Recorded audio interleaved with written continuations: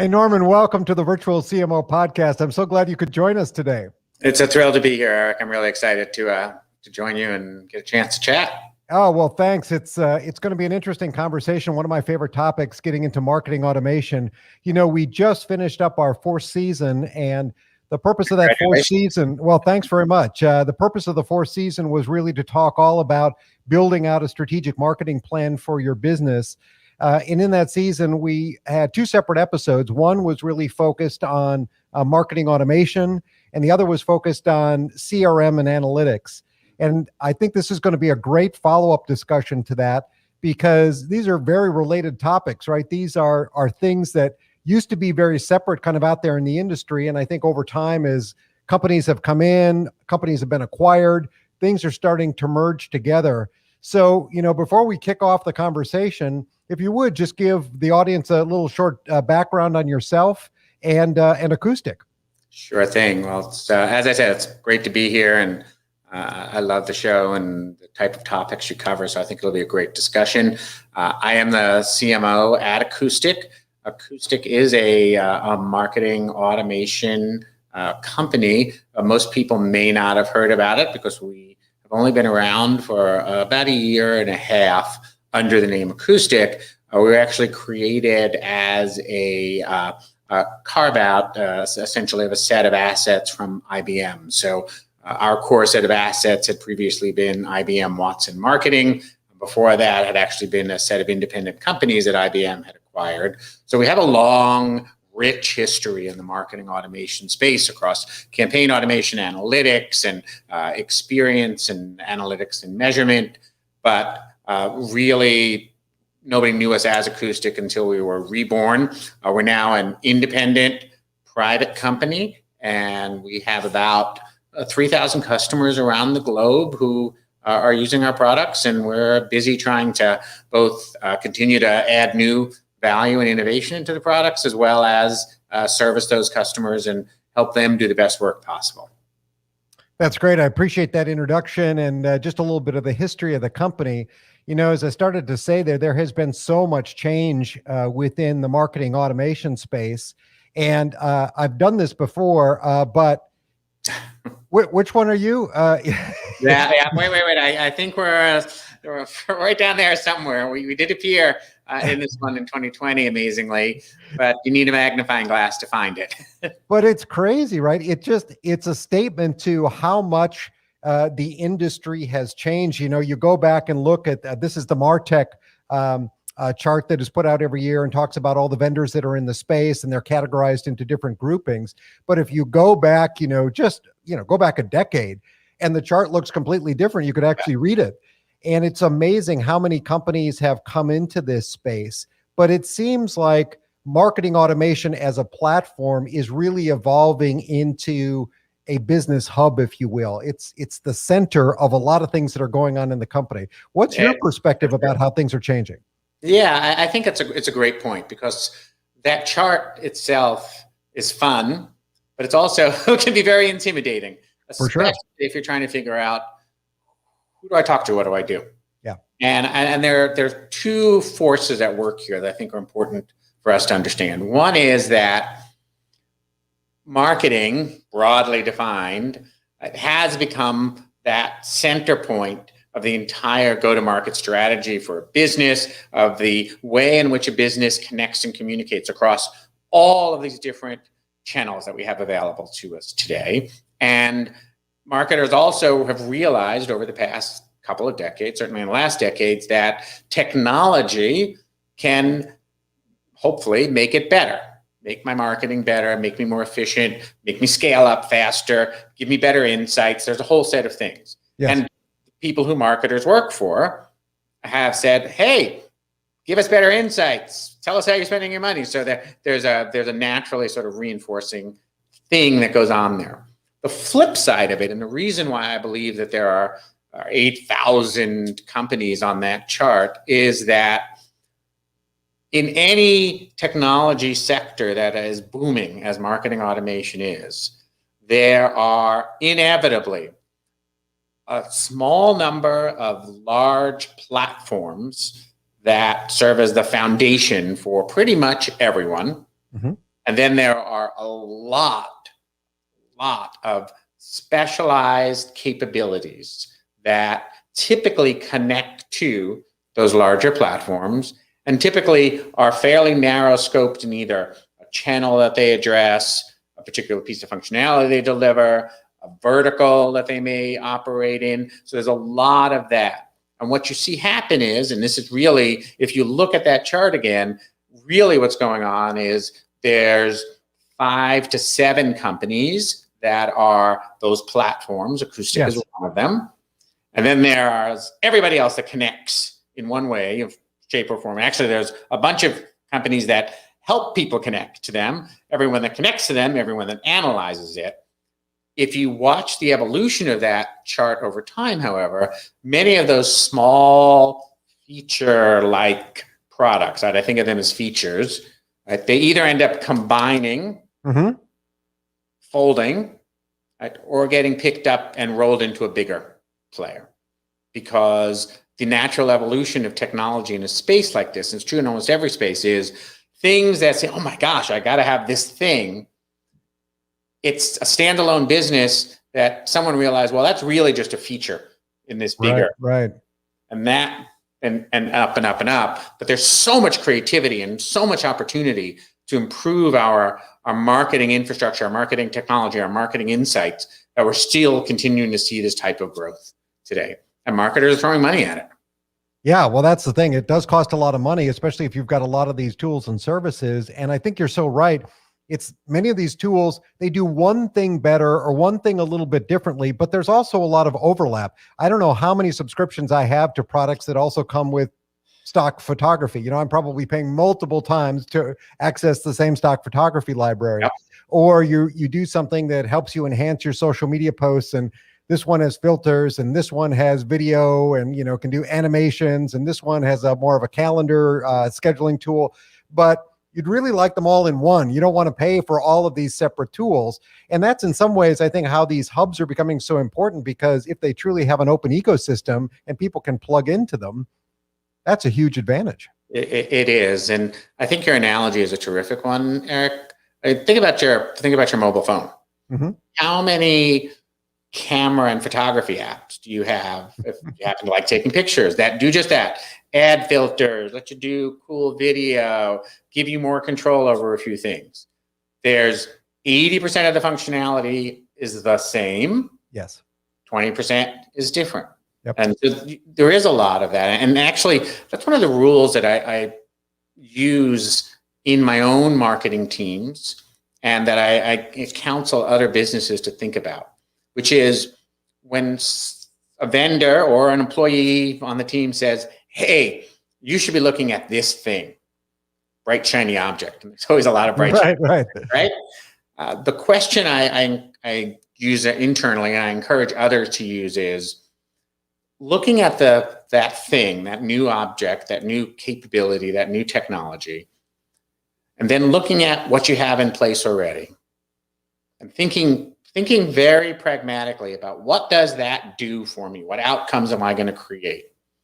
Ask yourself the question, can I get 80% of the way there with what I already have, or with some slight modifications? Because frankly, most businesses, most of us, don't use all the capabilities and the tools we already have. For sure.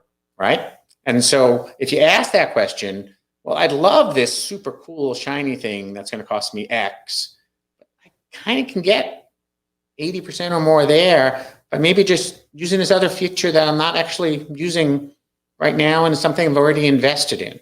And they may seem counterintuitive coming from a vendor, but I don't believe marketers should overinvest. I believe marketers at any level, whether it's a small business all the way up to the enterprise, should be thoughtfully investing in things that will get them the return they want.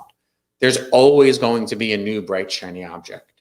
Yeah, I couldn't agree more. And with so many vendors in the marketplace all trying to survive and thrive, pricing is also all over the place. I look at some of these things and said, well, I've got a whole marketing automation hub that I pay X number of dollars for a month or a year. And then the shiny object that you're talking about wants just as much or more for doing this little slice of functionality. And, they're trying to make a business case of it, but sometimes it's hard to justify the costs of some of these. And especially with so many being, SaaS products that just renew every year silently in the background, you can start to add up a lot of fees just by all these tools that you have, which, like you said, you may only be using a fraction of their capability. It's the beauty of the SaaS business if you're in the SaaS business, like I am, but it's the danger of the SaaS business if you are a consumer. Just to say, again, back to the analogy of think about the services you use at home to watch entertainment. Mm-hmm. Right? Maybe you have Netflix, maybe you have Amazon, maybe you have a Roku, maybe you have a TV that gets this, maybe you have cable. How many different subscriptions do you pay for, and how many different things do you have where I got this thing because I wanted this, but it also gives me all these other capabilities? How many different ways can you watch HBO? How many different ways can you watch any of these things? I know I have it here, like I have everything, so I'm paying way more than I should. Sure. And I can only watch it one at a time, no matter what I do. That's not unlike what we get into inside the business. So that really comes back to the thinking about your MarTech stack and your marketing automation, being super clear on what am I investing in, to what outcomes am I going to get? Because if you're not thinking about it through that lens, whether it's a small investment that you're just spending X dollars a month for an integrated marketing hub, or you have a big stack, if you're not thinking clearly about, okay, am I using all these capabilities to drive the results I want for the business? That's the question that marketers have to ask themselves, because they get caught up in the, oh, well, if I just layer this on top, this on top, this on top, somehow it's going to make everything better and I'm going to get better results. That's often not true. Yes. Sometimes it is. That's nice when it is. But more often than not, it's like, what's the core of my marketing automation? What's the core of my campaign engine, if you will? Is that optimized completely? And if you ask that question, which is a question I think is critical, you start to reset. Yeah. At many businesses, email is probably the core of their outbound campaign engine. Are you really getting all the value out of your email automation program that you should be? And this is, we have a lot of smart people doing this out in the world. Marketers are very sophisticated, and it's helpful to us. But just to step back and ask yourself, when was the last time I just thought deeply about email deliverability, for example? Something we all sometimes take for granted, but lots of things can happen over time that can impact your deliverability. Do you keep an eye on it? Because if the awesome email you created doesn't end up in the inbox of the folks you wanted to end up in, it's useless, worthless. That's right. Yeah, that's right. Right. So when you're saying, oh, open rates seem to be down, well, what were deliverability rates? And you have to start from that sort of basic premise of, where am I really driving the engine from and what's happening? And if you do that, you start to, I think, differently about the type of investments that you can and will make. You mentioned like the iPhone and the photography apps on there. And, one of the things that developers complain a lot about is, at some point, if something seems like a really key feature, Apple will pull that feature into the operating system and just make it a part of the phone. And when I look out at, those big 5 or 6, marketing automation hub companies that are out there, it's very interesting to see the directions that they're going, to see what they perceive as being important in the marketplace. You have Salesforce, who purchased Pardot, and then they have their Einstein. So you've got some business intelligence functionality in there, some AI. You've got Adobe buying Marketo, right? So that's a content play, trying to integrate the content tools with it. You've got now HubSpot, who went sort of down a CRM direction and added that functionality, then service. And now they bought a content hustle, or company too, Hustle, right? Yep. And your roots are with AI, with Watson, and some of the business intelligence that was there. So when you start to look out, not just with Acoustic, but with the marketplace as a whole, what do you see as some of these big macro trends where all of these platforms are sort of converging in similar directions? It is a good description of what we end up doing, right? We do look for the trends. We try to get ahead of them, but if we can't, we then try to buy our way into them, honestly, because marketers are endlessly figuring out, oh, I need to do this or I need to do that. I think one of the biggest trends that we see in that, I think is going to be a battleground, if you will, in the next few years is around the use of data. Now, everybody talks about data all the time. We can't have a discussion around marketing without talking about data. But we mean lots of different things when we talk about data. When we start thinking about the ability to take multiple types of data, first-party data, second-party data, third-party data, and bring them together to make better, more informed marketing, that is going to be a big area that businesses are going to have to think clearly about. A lot of businesses are trying to decide, do they want to invest in a CDP, a customer data platform, or not? If they do, is that going to be all their data? Some of the big MarTech vendors want their system to be the hub where all data must live. At Acoustic, we believe in a more open model where we don't want to be the hub for all the data. We want to bring the data together to do better marketing and marketing campaigns. So we want to be able to bring in first-party data and second-party data as appropriate to make sure that that comes together. So I think thinking about data, where do you get it? Where does it live? How do you use it? Is a big area that we're going to see both innovation and I think some struggle over the next few years. And certainly that also brings together the MarTech and ad tech, right? All of the advertising technology and advertising services and where they have to interlace with each other to be more effective over time and where there might be some conflict. So data is a big battleground. It's one of the two that I think is important. You know, I think what's so interesting about that is sort of data becomes the foundation, right? And then a lot of people have layered on top of that data some strong analytical capabilities. But in many ways, analytics looks backwards, right? It looks at what's happened. So you can discover trends and see performance. But AI looks forward, hopefully. It takes that data and projects into the future or gives you some better probability of certain things happening. And that to me is really exciting as, you know, one of these first two things that you're talking about, because I think, you listen to a lot of the pundits out there and there's going to be a ton of investment in AI and 5G, right? They keep talking about those two things where there's going to be a lot of investment. And if people can really start cracking the code on AI and getting some of this predictability down, that's transformative for marketing and marketing spend, right?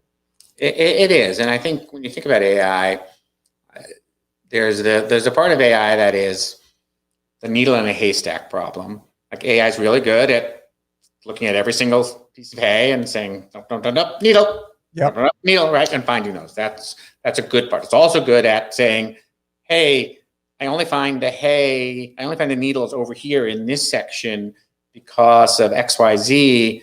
Maybe you should spend some more time looking over here. So it's good at helping predict. And that's another area where we see this application. You send out a bunch of emails, some work, some don't work. AI is good at helping you figure out what might be some of the capabilities or the commonalities rather, that can make some of them work, some of them not work.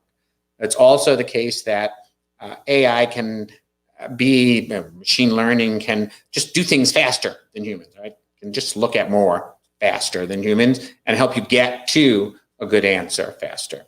But the other thing that you said, this analytics tends to look backwards, what happened. We're at Acoustic, we're actually in a process now of trying to speak more about insights rather than analytics. And insights help you see what you should do. Because backward-looking analytics are important.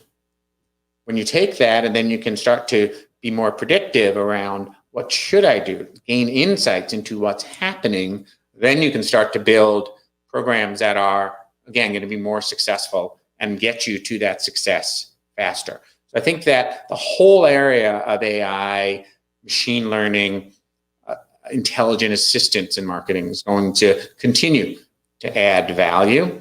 What it doesn't replace, however, is the need for clear marketing strategy.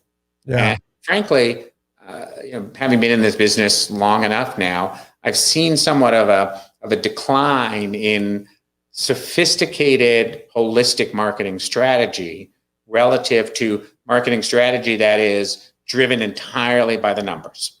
And you can't drive a strategy only by the numbers. You have to think about your audience, your offer, the value proposition that you have, the messages, the way in which you're going to differentiate in a market. And that, once you give that thought and you come up with the right strategy, you then can start to apply machine intelligence, AI, big scale marketing automation. But if you're losing sight of the strategy, you're going to get yourself into trouble pretty quickly, because I need to be on social media, X, right, is not a strategy. Right. That's a tactic. I need to get more customers. That's not a strategy either. Yeah. How do I get more customers? What kind of customers? What do I offer those customers? And I think that's where we have to make sure that we're not losing sight of marketing automation doesn't solve the problem. Marketing automation helps you take your strategy and execute it in the most efficient and effective way possible. I couldn't agree more. And that's the reason that we put together our past season, which was the masterclass around building out that strategic marketing plan, because I've noticed the same thing. And I found a statistic online, and it ranged from, the low 40s to the upper 30s percentage wise in terms of companies that said they had a documented content marketing strategy. So just a piece of it. But, if that's all that's documented, there's not much else that's documented above that. And that's crazy, right? That to see that, 60% of companies out there really have never taken the time to document a strategic marketing plan. And, from my own experience, I think many believe that their budget is their plan, which it is not, right? They're just spending money out of different buckets. So I couldn't agree with you more on that. And, I'm a strong advocate of that. And you were starting to talk too about, these two trends that you see out in the marketplace. So data was the first one. What would you say is the second big one? Yeah, and the second big one, not unrelated to data. And by the way, you brought up AI. I think that's also an important trend here, but it lives and breathes on top of data. Mm-hmm. But I think the other big one that we really have to pay attention to as marketers, more so than ever, is privacy and what we often term data ethics. The fact of the matter is, it's going to get harder and harder to operate as a business around the globe, whether you're within country or across borders, if you are not paying attention to all of the different privacy and data ethic guidelines that are being created, if you are not thoughtful about how your ecosystem is connecting to other providers and what they're doing in terms of data privacy. And we saw the beginning of this a few years ago with GDPR. And now what we're seeing as all these new regulations come and as new battlefields emerge, this is going to become an area where marketers have to be front and center. You can't wait for someone else to solve the problem when you're the one using the data right now to market to customers. And an investment in thinking holistically around data privacy, data ethics within your company, whether it's a small company or a big company, that has to be something where marketing has to be a leader and has to be able to say, yes, we have all these great tools and we're using them in a responsible way. It's interesting that you bring that up, because obviously this has been a topic that's been in the news quite a bit, especially around, Facebook and some of their algorithms and what they're serving. And, they're fighting with Apple right now around some changes in iOS 14 that could really affect their ability to deliver ads. There's some scuttlebutt down in Australia right now, I believe, around Google. Yeah. And the news and some of the restrictions that they want to put in place. This is a big deal for these companies that make their living off of our ad dollars and our clicks.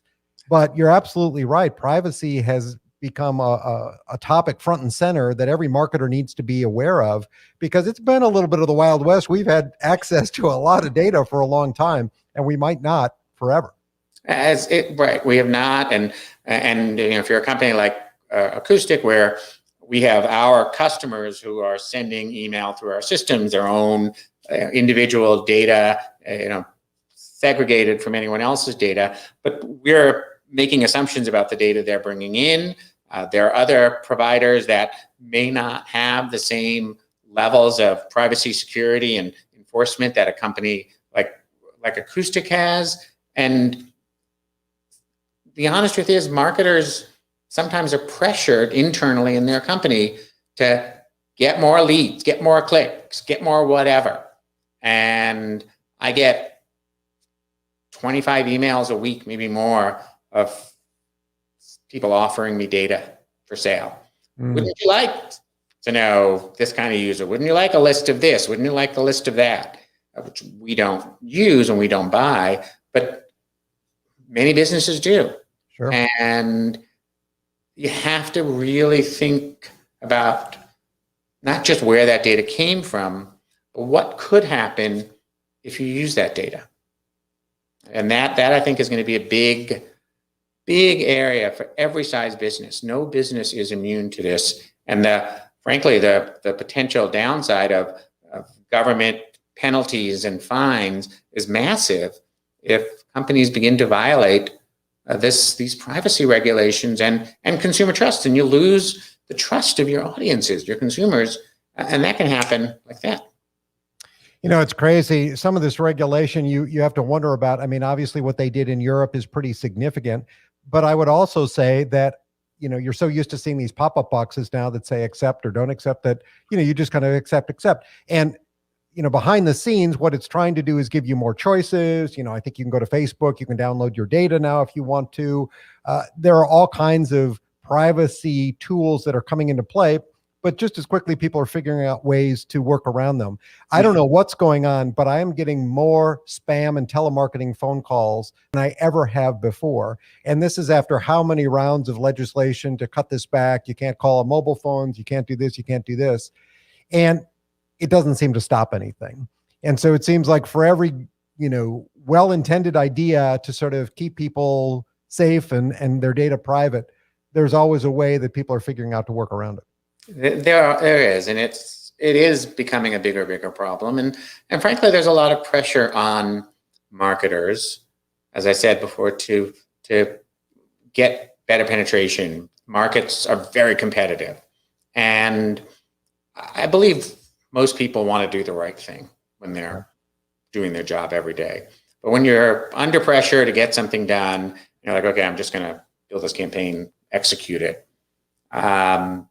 You really ask all the questions you need to ask, or do you have to make sure, you even have to have a checklist to make sure that you're doing the right thing so that you're not dropping another piece of mail in someone's inbox and they're like, how did I get this? Mm-hmm. And we all get a ton of email, and I often talk about the fact that most consumers have no idea how that piece of email ended up in their inbox. Yes.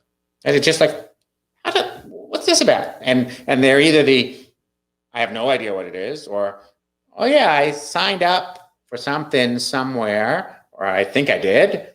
Or I'm like, how did they know that I was interested in this? So, right, and it's like magic, but not a good magic in that case. And when you start to peel that apart, there's so much happening behind the scenes that is all well-intentioned, but 100 different data sources, each trying to do things 90% correct, gets you a really bad end result. That's very true. And I believe as marketers, we haven't done a good enough job of helping people understand why some of this data is actually to their benefit. I'm a huge lover of Instagram, and I'll go shopping for a pair of pants or something, and then my Instagram feed is filled with all of these companies that are offering something similar. I would much rather see that than an ad for some geriatric medicine that I don't take, or a feminine product, or something that is just completely outside my area of interest. And I think that's part of the problem with television, is that it can't be specific. So it blasts these ads that are very generic across, the entire viewing area. And it's painful sometimes to watch ad after ad that has nothing to do with your interests or anything that you would purchase. So there are benefits sometimes in having the right kind of marketing sent to you in a way that, truly matches your interests. It is true. And even TV, right, it's going through that evolution, because when you look at over-the-top services like Hulu, for example, right, you can now buy your own advertising. As a small business, you can buy your own advertising, and it's targeted on Hulu. You can have 15, I think, and 30-second slots, and it's actually pretty sophisticated. And we're going to see more of this evolution as the entire television infrastructure sort of migrates to a sort of core set of channels and then a bunch of OTT services. We're going to see a lot more targeted advertising and less of that sort of broad brush demographic. But there's a slight downside in my mind also, is sometimes that broad brush stuff surfaces things that we never thought about, and we would good point. like to see, right? So what happens when everything's super targeted and you never discover anything new? Very and true. I think that's detrimental to the consumer. Maybe, of course, I want to show Eric, okay, here, Eric, you like this type of pants, this type of clothes, this type of jacket, right? But the ability for you to sort of stumble upon, oh, look at this other thing I never even thought about. Right? There's a magic in that too, that we want to be able to have happen. So great point. I actually think as an advertiser, and we do advertising, of course I want to be targeted, but sometimes I want there to be a degree of serendipity for the types of things you might advertise that you're like, stumble on, look at that. And this is the balance we all have to strike as we get ever more targeted.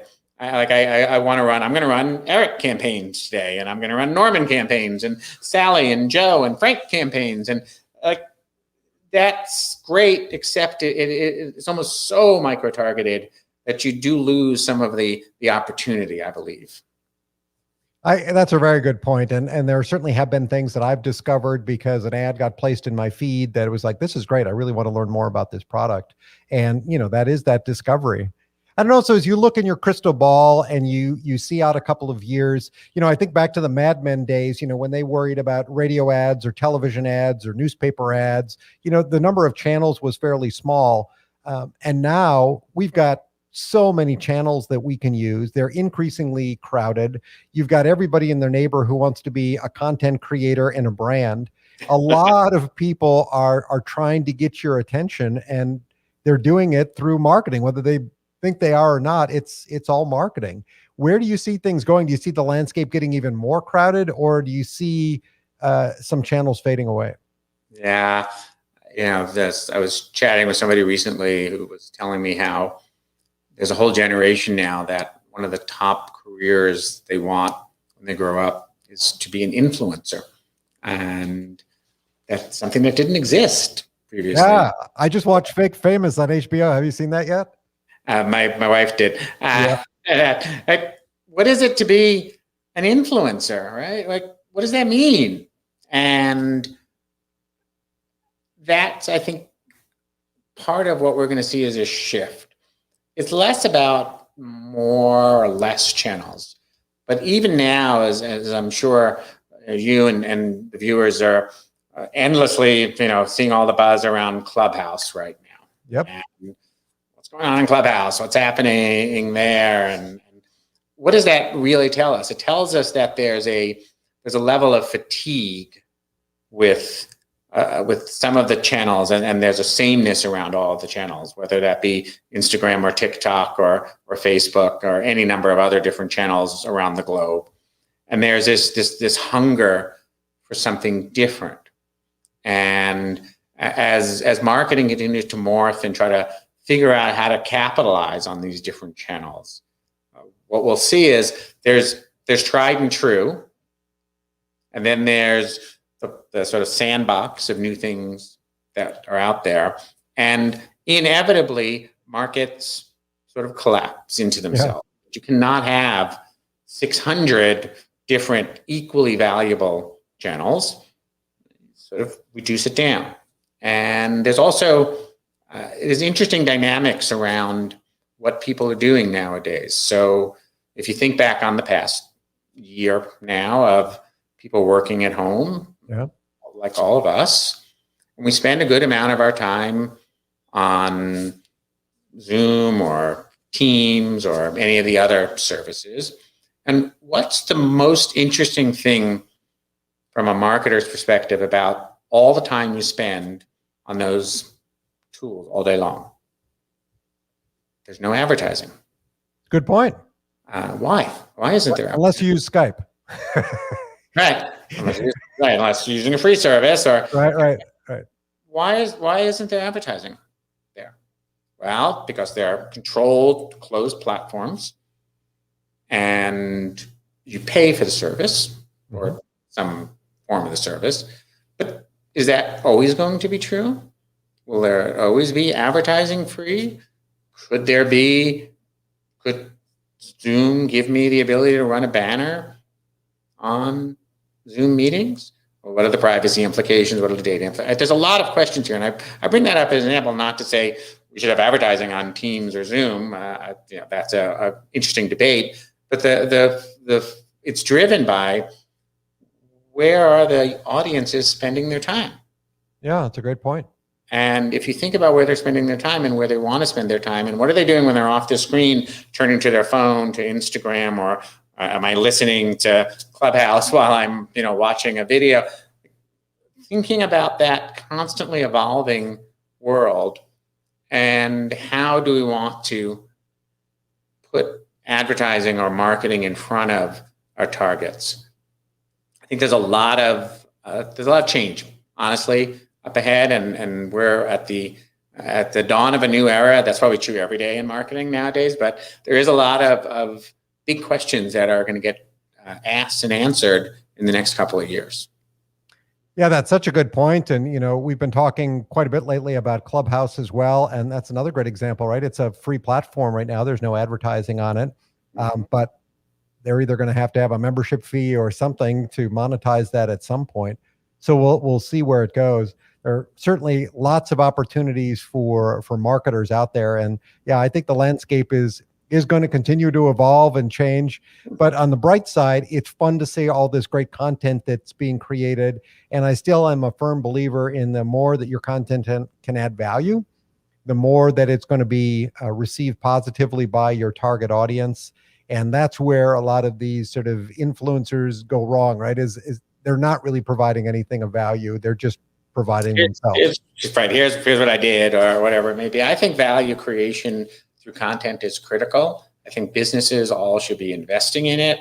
I know that's something you've talked about on this show, and that it's really the case that people are hungry for valuable content. Yep. They will seek it out. They will share it. They will get benefit from it, and they'll come back for more. And when you think about your marketing ecosystem, your marketing automation stack, content fuels that stack.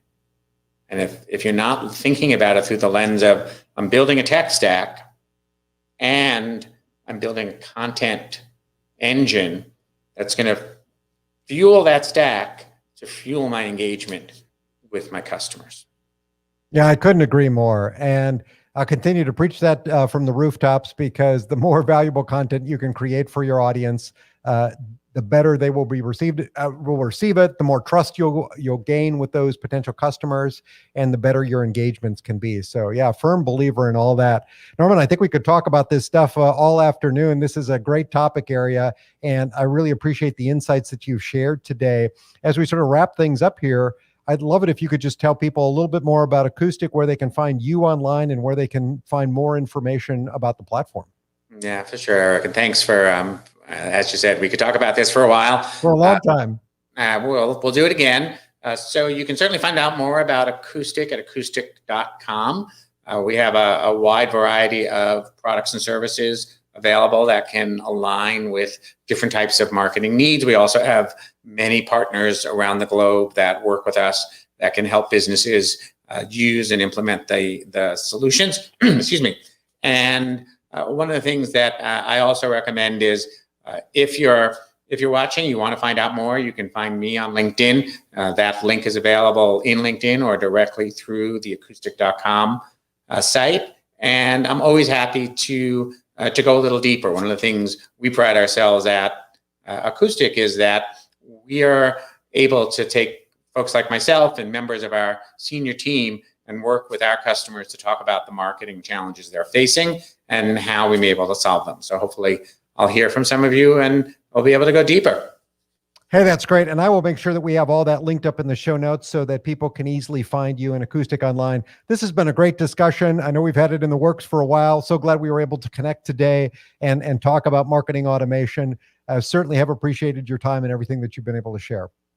My absolute pleasure. And I know that folks are really, really excited about the ever-changing landscape. And I'm glad, Eric, that you're helping provide a little bit of a roadmap for that.